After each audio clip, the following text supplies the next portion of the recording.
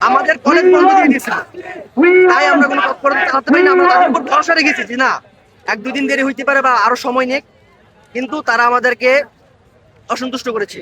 এই ঘটনার পর আন্দোলন করছি আমরা, তারপরেই তারা আর কিছু ধামাচাপা দেওয়ার জন্য যাতে আমরা আন্দোলন করতে না পারি, দ্যাটস ওয়াই তারা কলেজ বন্ধ দিয়ে দিয়েছে।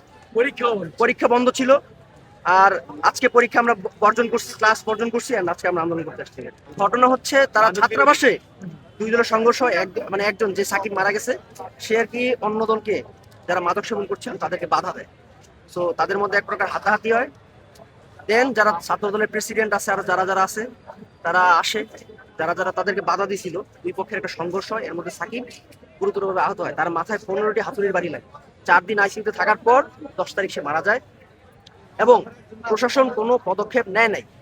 কলেজ প্রশাসন আমাদেরকে কোনো সাহায্য করে নাই, ইভেন পুলিশও আমাদের কোনো সাহায্য করে নাই।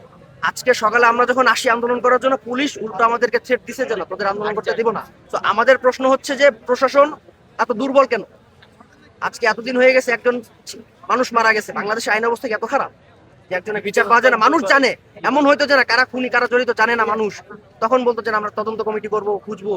ছাত্ররা নিজেদের উদ্যোগে যারা জড়িত তাদেরকে বের করে দিচ্ছে যে কারা আছে, ভিডিও ফুটেজ আছে, ছবি আছে, সব প্রুফ আছে, তারপরও কেন প্রশাসন ব্যর্থ আসামিদের ধরার জন্য?